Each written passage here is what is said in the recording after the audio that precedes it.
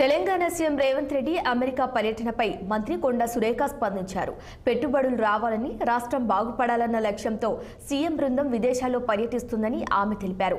గుమ్మడికాయల దొంగ అంటే భుజాలు తడుముకుంటున్నట్లు కేటీఆర్ ఆ పార్టీ నేతలు వ్యవహరిస్తూ ఆరోపణలు చేయడం సబబు కాదన్నారు.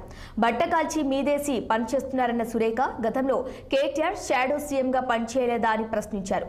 పనికిరాని మాటలు మాట్లాడవద్దని ఆమె హితవు పలికారు. గతంలో బీఆర్ఎస్ అధికారంలో ఎంఓయూలు చేసుకున్న కంపెనీలు అన్ని బోగస్ కంపెనీలే అన్నారు. ధాత్రి బయోసిలికాన్ కూడా బోగస్ కంపెనీ అన్న ఆమె వాణిజ్య ఒప్పందాల మేరకు అవకతవకలు చేశారనే దానికి నిదర్శనంగా ఈ ఒప్పందానికి ధ్వజమెత్తారు. ప్రజల సొమ్మును దోచుకొని ప్రతిపక్షంలో కూర్చున్న కేటీఆర్ రుజువులతో మాట్లాడితే మంచిదని సూచించారు కొండా సురేఖ.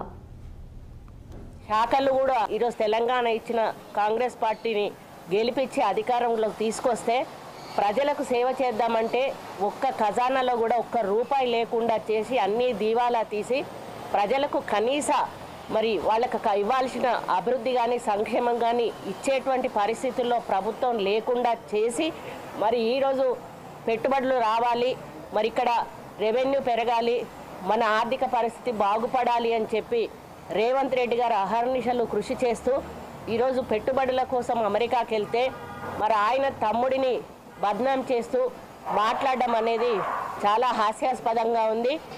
ఆ రోజు కేసీఆర్ ముఖ్యమంత్రి అయినా కూడా ఒక షాడో సీఎంగా కేటీఆర్ పనిచేసి తానై అన్ని శాఖలు కూడా ఆయనే నిర్వహించి ఏ మంత్రిని కానీ ఏ ఎమ్మెల్యేకు కూడా అధికారం అనేది లేకుండా ఈవెన్ నగరంలో కూడా మేయర్ అటువంటి వాళ్ళను కూడా ఎక్కడ ఇన్వాల్వ్ కాకుండా ల్యాండ్ సెటిల్మెంట్లు, భూ కబ్జాలు ఇవన్నీ చేసి ఒకటా రెండా అసలు దేంట్లో కూడా చెయ్యబట్టనటువంటి సంఘటన ఆ రోజు లేదు కేటీఆర్. ఆయన మేము గెలిచిన మర్నాటి నుంచే మా మీద బురద జల్లి పెట్టే ప్రయత్నం చేస్తూ ఉన్నాడు. నాకు అర్థం కావట్లేదు, కనీసం కాంగ్రెస్ పార్టీకి ఊపిరి తీసుకునే సమయం కూడా ఇవ్వడం లేదు.